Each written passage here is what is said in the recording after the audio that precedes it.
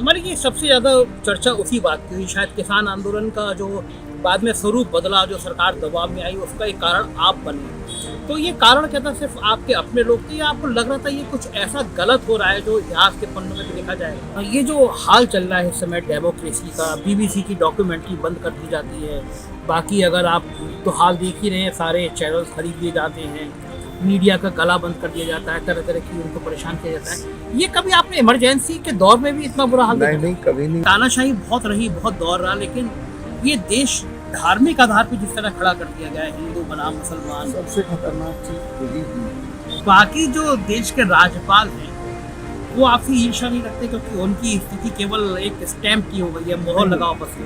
कश्मीर के जो मौजूदा हालात हैं, अभी एक विवाद चला, प्रधानमंत्री जी ने कहा कि वो भी गए थे लाल चौक पर झंडा फहराने के लिए, तब बड़े हालात खराब थे, अब तो बड़ा इजी हो गया है। टोटल पुलिस प्रोटेक्शन में 5 मिनट भी नहीं मारू के झंडा फहराना तो अलग की बात है। अलग कांग्रेस गैर भाजपा का जो मोर्चा बन रहा है, इसमें केसीआर भी है, जिसमें ममता है, जिसमें नीतीश है, क्या लगता है आपको 3 कांग्रेस के अलावा अगर बनाएंगे तो कामयाब हो पाएंगे? नहीं, आप मानते हैं वो सही फैसला था? और जो कहा जा रहा था कि कश्मीर से आतंकवाद खत्म हो जाएगा, लोग वापस विस्थापित हो जाएंगे, क्या हो पाए वो इतने समय से? 370 का आतंकवाद से कोई ताल्लुक नहीं। एक सनसनी फैला दी थी आपने और कहा था कि 300 करोड़ रुपए रिश्वत देने की आपको पेशकश की गई, वो केवल सनसनी थी या वास्तव में? नहीं, कश्मीर के हालात बिगाड़ने में जितना यहाँ के लोगों का हाथ है उतना ही दिल्ली का हाथ है। दिल्ली ने कश्मीर के लोगों के साथ हर इलेक्शन में बेईमानी की। मेरे पूरे टर्म में एक राउंड फायर नहीं करनी पड़ी लोगों से कहीं।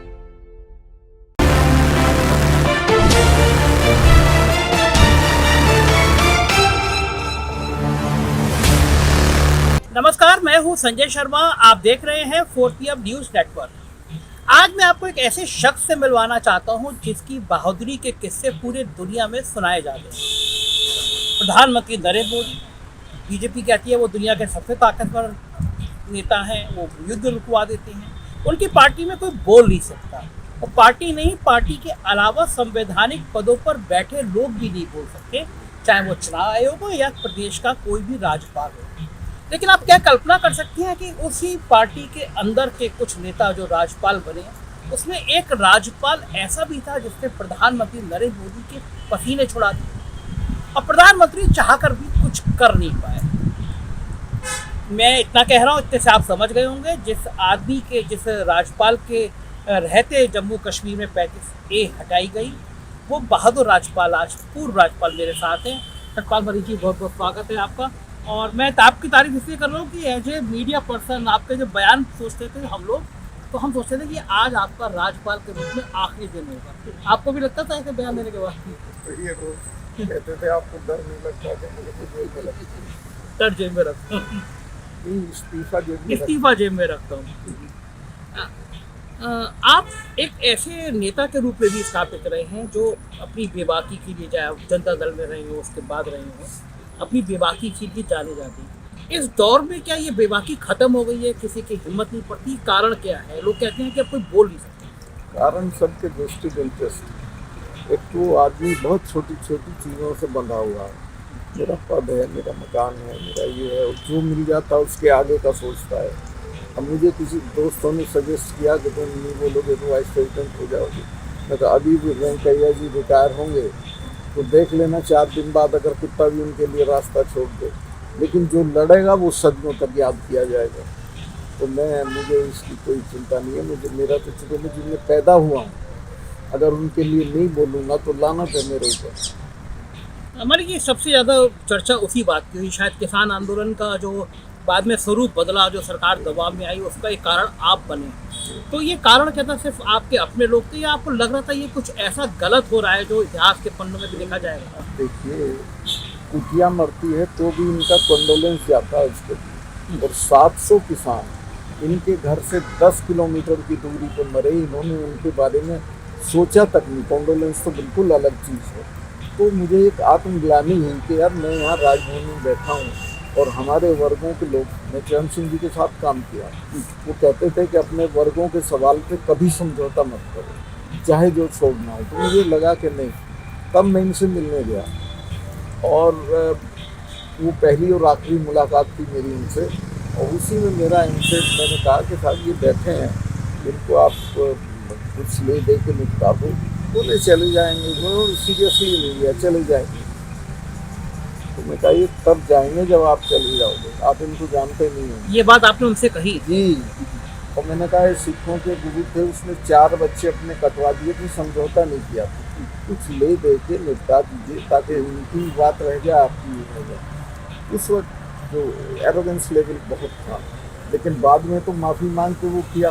और उसमें भी प्रधानमंत्री एक वादा करता है, कहा कि मुकदमे वापस हो जाएंगे, MSP तक को हम रिजॉल्व कर देंगे कमेटी बना के। और इनके एक कोई और चीज़ थी पंडित जी, वो MSP हो जाएगी, मुकदमे MSP वापस हो जाएंगे, सबको मांगे पूरी कर ली जाएंगी, जितनी घोषणा पत्र की कुछ नहीं किया उसके बाद। और अब ये समझ रहे हैं कि कुछ मैं इनको लिख के दे रहा हूँ आपसे, मैं वादा करता हूँ ये कि ये प्रधानमंत्री निवास में दोबारा नहीं आएंगे। दैट इज ड्यू टू किसान। इतना एंगर है, मैं तो घूम रहा हूँ बहुत। कल परसों में भरतपुर में था, 3 दिन बाद मैं रेवाड़ी जा रहा हूँ, सब जगह बुला रहे हैं लोग, और इतना गुस्से में है कि मैं बयान नहीं कर सकता। अब यहाँ चापलूसों में आप घिरे रहिए, वो गलत बात है। एक ऐसा नेता जो जमीन से उठ के आया है, जो संघ का प्रचारक रहा, काम किया, वो एक प्रधानमंत्री बनने के बाद इतना एरोगेंट क्यों हो जाता है? कारण क्या है? उधर ये लोकतंत्र की कोई कमी है, व्यक्ति की अपनी अंदरूनी कोई कमी है? कारण क्या है सरकार की? नहीं देखिए, सब तो ऐसे नहीं होते। समझे आए हुए बहुत से लोग बहुत विनम्र भी हैं, बड़े पदों पे रह के भी। लेकिन अडवाणी जी में एरोगेंस नहीं की। इनमें जो है वो ये इसलिए है, मुझे लगता है कि उन्होंने कुछ देखा नहीं था, और ये बहुत लेट लीडर बने। अब हम तो जेपी के मूवमेंट में थे, ये कहीं भी नहीं थे उस वक्त। हम लोग इमरजेंसी में भी ये कहीं नहीं थे। ये तो एक लेट, इनका वो ना गोदरा हो, इनकी टोटल MSP गोदरा और गुजरात के दंगे, इसके अलावा इन्होंने कोई करामात नहीं की। तो अब जब बिना किए मिल जाता और फिर चापलूसों की एक फौज मिल जाती है, तो आदमी में एरोगेंस आ ही जाती है। ये जो हाल चल रहा है इस समय डेमोक्रेसी का, BBC की डॉक्यूमेंट्री बंद कर दी जाती है, बाकी अगर आप तो हाल देख ही रहे हैं, सारे चैनल्स खरीद लिए जाते हैं, मीडिया का गला बंद कर दिया जाता है, तरह तरह की उनको परेशान किया जाता है। ये कभी आपने इमरजेंसी के दौर में भी इतना बुरा हाल नहीं नहीं, कभी नहीं हुआ। इसके अलावा इससे इनको फायदे के बजाय नुकसान हो रहा है। इनको कोई सलाह नहीं देता। BBC की डॉक्यूमेंट्री लोग देख लेते तो कुछ नहीं था, नहीं देखी तो लोगों में दूसरी तरह से उसका रिएक्शन हो रहा है। अब आप देखिए कि सिद्धू मूसेवाला ने मरने से पहले एक गाना गाया था, इसमें उसने मेरे एक इंटरव्यू को कोट कर दिया था, उसको भी यूट्यूब से हटवा दिया। अच्छा। ये लेवल है।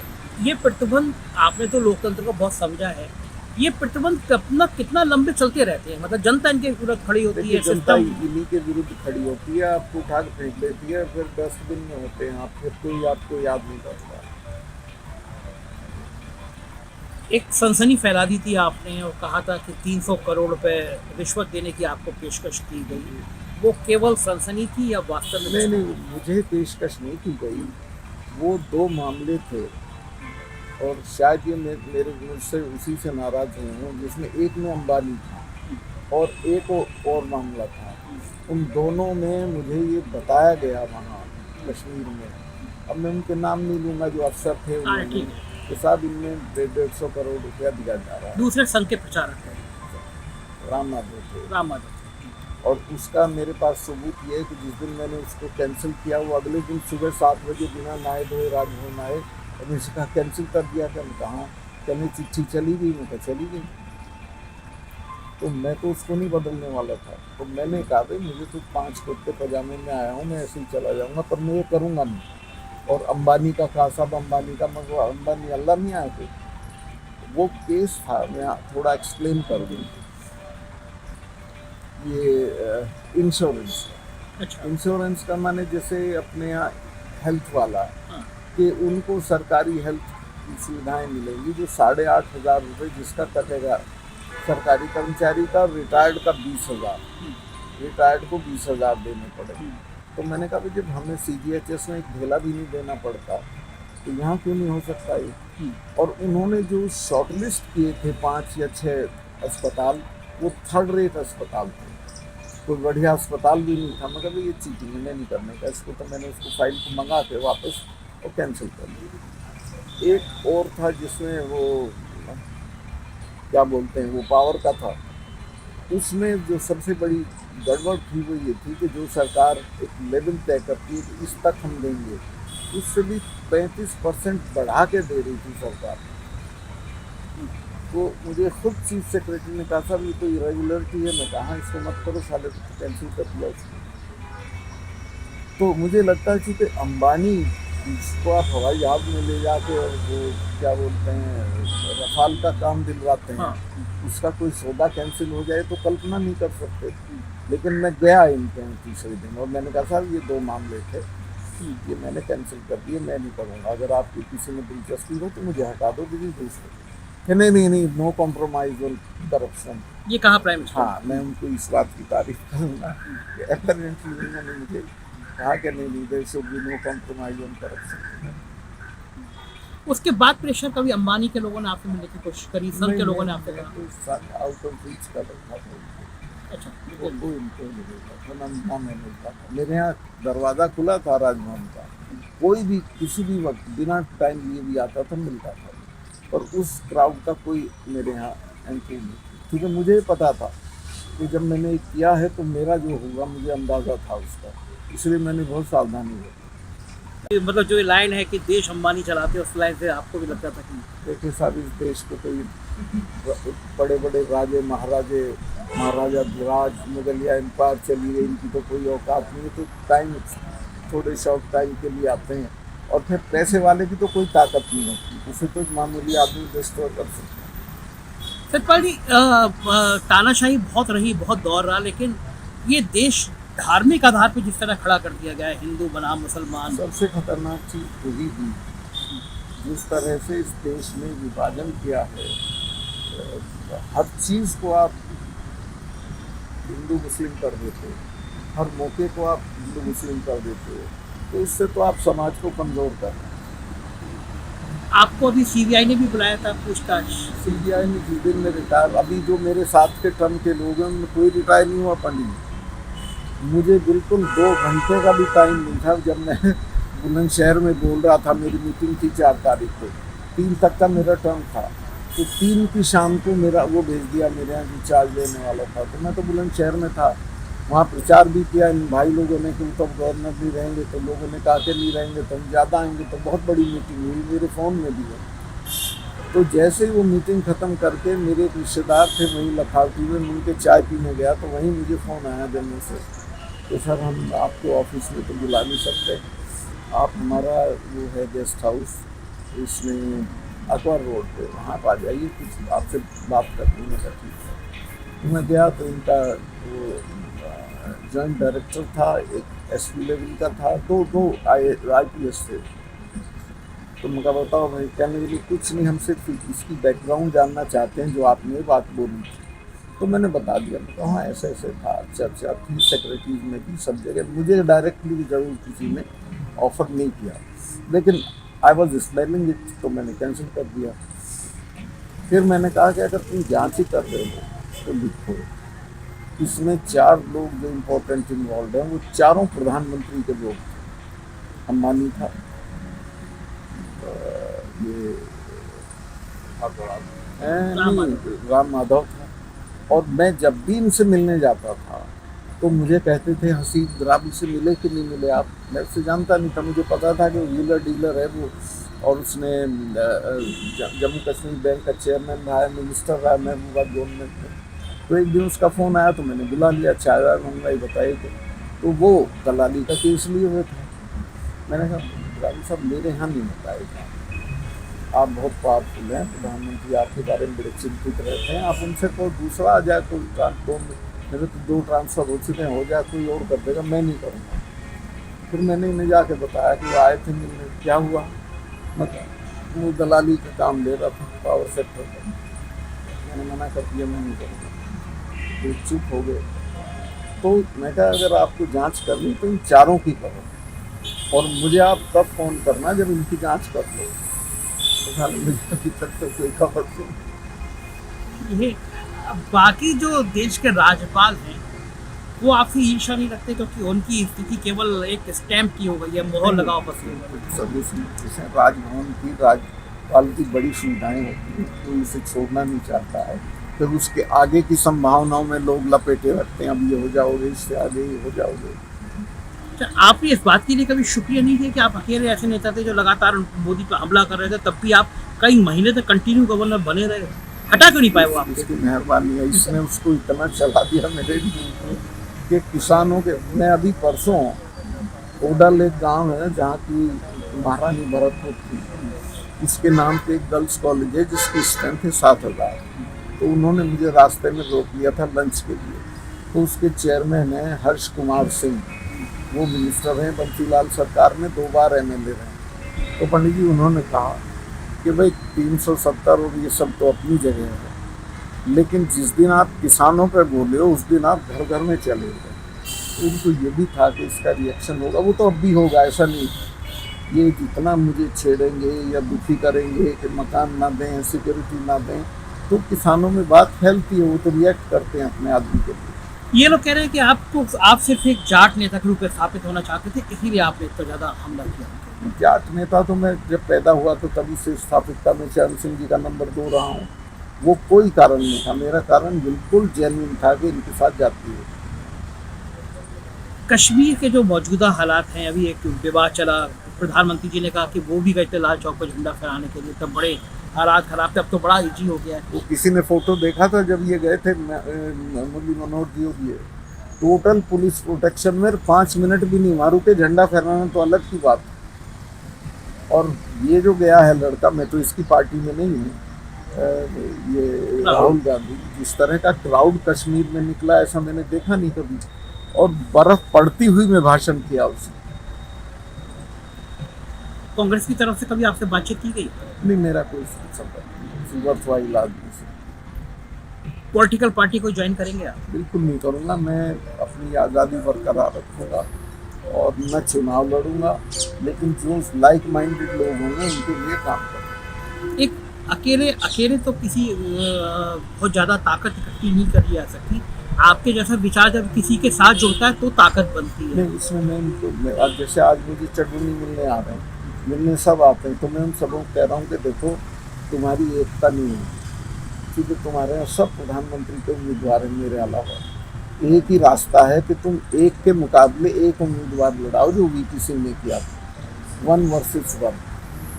बीजेपी के एक उम्मीदवार के मुकाबले तुम देख लो भाई किसका असर है, वहाँ उसको टिकट दे दो, तुम 100% भी कामयाब हो जाओ। और वो बात उनमें अब समझदारी आ रही है।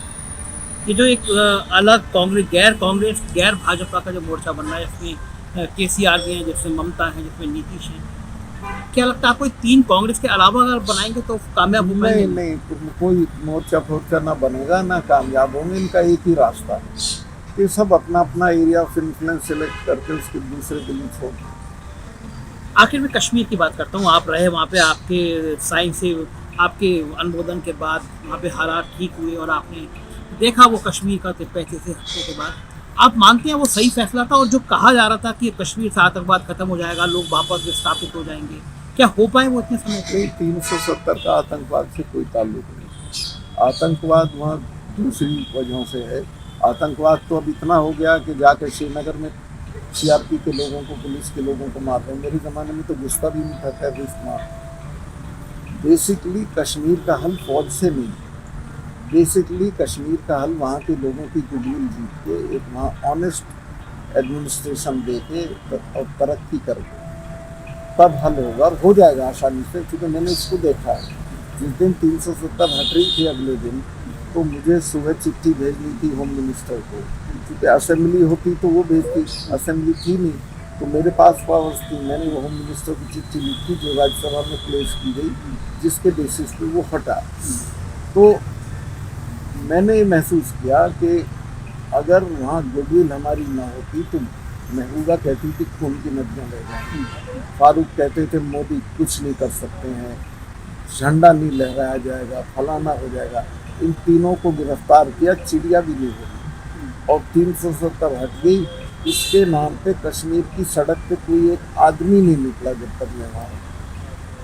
क्यों इतना भरोसा क्यों कर बैठे? नहीं, उसकी वजह थी, मैं जाती एक प्रेस थी और उस प्रेस में मैंने कहा कि कश्मीर के हालात बिगाड़ने में जितना यहाँ के लोगों का हाथ है उतना ही दिल्ली का हाथ है।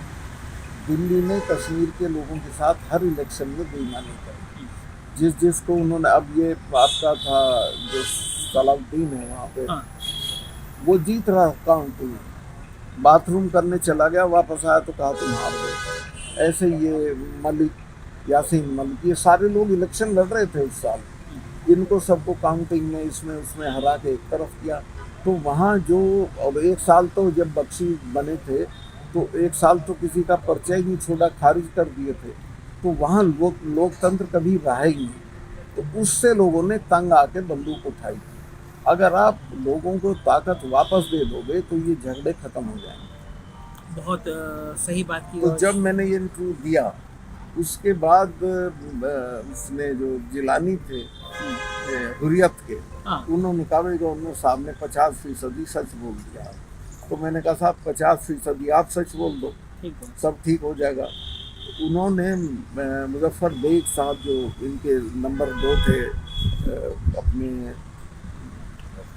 मुफ्ती साहब के, वो उनसे मिलने गए थे। उसके बाद मेरे यहाँ आए थे राजभवन चाय के लिए। बहुत अच्छे आदमी है वो, कश्मीर में ही द फाइनेस्ट जेंटलमैन।